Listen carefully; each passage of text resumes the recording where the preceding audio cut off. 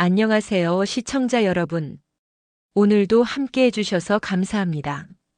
영상 보시기 전에 구독과 좋아요, 그리고 댓글로 여러분의 생각을 남겨주시면 저에게 큰 힘이 됩니다. 오늘은 방송사 패널들도 깊이 다루지 않았던 문제를 하나 짚어보려고 합니다.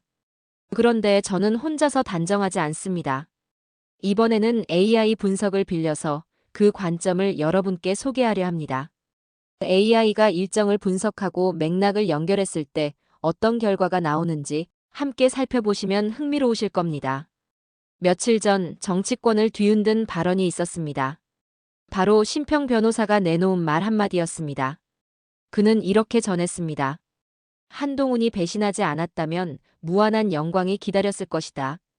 짧지만 강렬한 말입니다. 이 발언은 단순한 변호사의 개인 평가로 들리지 않았습니다.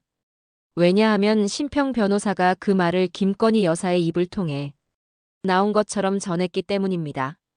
대통령 부인이 직접 그렇게 말했다는 인상이 주어졌고 그 순간 정치권 전체가 크게 술렁였습니다. 그런데 더 흥미로운 건 이 발언의 타이밍입니다. 심평 변호사가 발언을 공개한 건 8월 19일이었습니다. 그리고 바로 다음 날인 20일과 21일에는 국민의힘 당대표 선출을 위한 당원 투표와 여론조사가 진행되었습니다. 이어 22일에는 본선 진출자가 발표됐죠. 그리고 21일에는 김건희 여사 측에서 뒤늦게 반박 성명을 냈습니다. 이 흐름을 AI는 이렇게 분석합니다. 발언은 투표 직전에 나오고 반박은 투표가 끝난 뒤에야 나왔다. 결과적으로 이 타이밍은 한동훈과 그를 지지하는 세력에게 불리하게 작동했을 수 있다. 시청자 여러분, 심평 변호사의 발언을 조금 더 깊이 들여다보겠습니다. 한동훈이 배신하지 않았다면 무한한 영광이 기다렸을 것이다. 짧은 한 문장이지만 정치권 전체를 뒤흔들 만큼 강력했습니다. 왜냐하면 이 말 속에는 단순한 평가를 넘어서는 상징적이고도 정치적인 의미가 담겨 있었기 때문입니다. 우선 첫 번째 메시지는 분명합니다. 바로 배신자라는 낙인입니다. 정치에서 배신이라는 단어는 가장 무겁고 또 치명적인 단어 중 하나입니다. 사람들은 정치인에게 실수를 용서할 수도 있고 능력이 조금 부족한 부분도 이해할 수 있습니다. 그러나 충성심과 신뢰를 저버린 사람, 즉 배신자로 낙인 찍힌 정치인은 다시 일어서기가 매우 어렵습니다. 특히 보수 진영에서는 더욱 그렇습니다. 충성이라는 가치는 곧 정치적 생명과 직결되기 때문이죠. 이 발언이 주는 두 번째 메시지는 그렇지 않았다면 무한한 영광을 누렸을 것이다라는 대목에서 드러납니다. 이는 곧 한동훈은 기회를 스스로 날려버렸다는 의미로 들립니다. 정치적 성공이 눈앞에 있었지만 배신이라는 행동 때문에 그 길이 끊어졌다는 해석이 가능합니다. 다시 말해, 이 발언은 단순한 비난을 넘어 한동훈의 미래 가능성 자체를 닫아버리는 말처럼 들리는 겁니다. 여기에 또 하나 주목할 점이 있습니다. 이 발언이 심평 변호사의 개인적 평가였다면 그저 여러 의견 중 하나로 흘러갔을지도 모릅니다. 하지만 문제는 이 발언이 김건희 여사의 말처럼 전해졌다는 사실입니다. 대통령 부인이 직접 한 말이라는 뉘앙스가 더 씌워지자 그 파급력은 단순한 논평이 아니라 사실상의 정치적 메시지로 작용하게 되었습니다. 일반 국민들에게는 대통령 부인도 한동훈을 배신자로 본다구나라는 인상을 줄 수 있었고 당내 인사들에게는 권력 핵심부와 거리를 둔 인물이라는 신호로 읽혔을 수도 있습니다. 시청자 여러분, 정치에서 메시지는 항상 누가 했느냐가 중요합니다. 같은 말이라도 시민이 했을 때와 언론이 했을 때, 그리고 대통령 부인이 했다고 전해졌을 때의 무게는 전혀 다르죠. 심평 변호사의 발언은 바로 그 차이를 활용하며 한동훈을 향한 의심을 최대치로 키운 셈이 되었습니다. 시청자 여러분, 이제 우리는 심평 변호사의 발언이 나온 직후에 어떤 일이 벌어졌는지 살펴봐야 합니다. 그 핵심은 바로 국민의힘 전당대회, 그리고 당대표를 뽑기 위한 투표 과정이었습니다. 국민의힘 당대표 선출 방식은 아시다시피 당원 투표 80%와 일반 국민 여론조사 20%를 합산하는 구조입니다. 즉, 당원들의 선택이 절대적인 영향을 미치고 여론조사는 보조적 역할을 하는 것이죠. 그리고 그 중요한 투표가 바로 8월 20일과 21일, 이틀 동안 진행되었습니다. 흥미로운 건 심평 변호사의 발언이 공개된 날이 8월 19일이라는 사실입니다. 투표가 시작되기 불과 하루 전이었습니다. 그리고 그 발언의 내용은 특정 후보를 직접 거론한 것이 아니라 사실상 한동훈 전 대표와 그를 지지하는 세력 전체를 겨냥한 것이었습니다. 이 타이밍을 어떻게 해석해야 할까요? 단순한 우연일까요? 아니면 투표를 앞두고 의도된 정치적 메시지였을까요? 투표가 끝난 뒤인 8월 22일 본선 진출자가 발표되었습니다. 그 결과는 많은 사람들의 예상을 뒤엎었습니다. 본선에 오른 후보는 장동혁과 김문수 두 사람이었습니다. 둘 다 이른바 반탄파 진영에 속하는 인물들이었죠. 반대로 한동훈과 가까운 흐름을 공유하던 이른바 찬탄파 후보들은 단 한 명도 본선에 오르지 못했습니다. 이것은 단순한 우연일까요? 아니면 심평 발언의 파장이 실제로 투표에 작용했을까요? AI 분석은 여기서 중요한 포인트를 지적합니다. 바로 투표 직전의 정보와 인상은 유권자의 마음에 가장 강하게 남는다는 점입니다.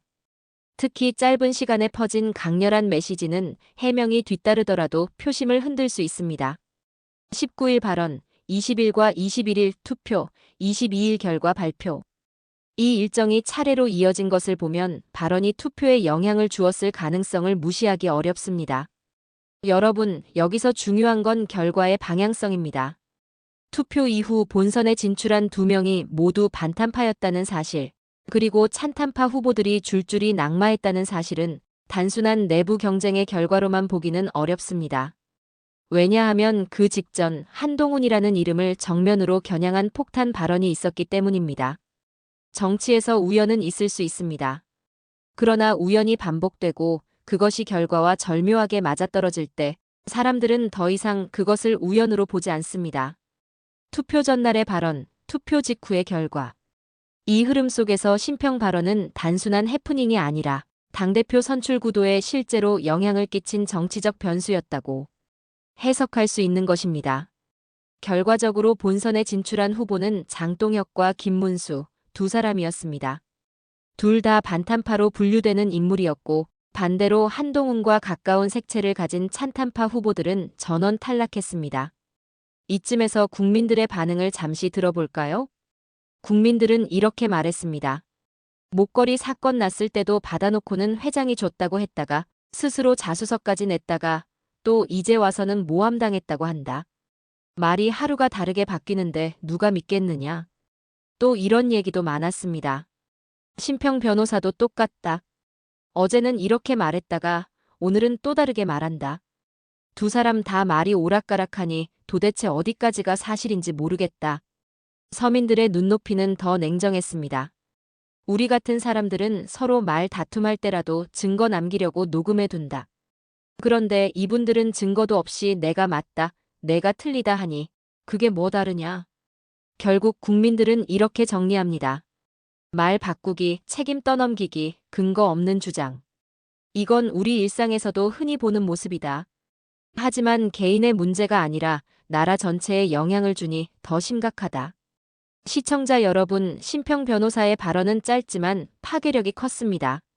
그가 한동훈이 배신하지 않았다면 무한한 영광이 기다렸을 것이라고 전하자 언론은 이를 곧바로 받아쓰기 시작했고 정치권은 크게 술렁였습니다. 많은 사람들의 관심은 하나로 모였습니다. 정말 김건희 여사가 이런 말을 했을까? 만약 사실이라면 대통령 부인이 공개적으로 한동훈을 배신자로 규정한 셈이 되기 때문입니다. 그런데 정작 김건희 여사 측의 공식 반응은 바로 나오지 않았습니다. 며칠 동안은 침묵이 이어졌고 그 사이 심평 발언은 당원과 국민 사이에서 널리 퍼져나갔습니다.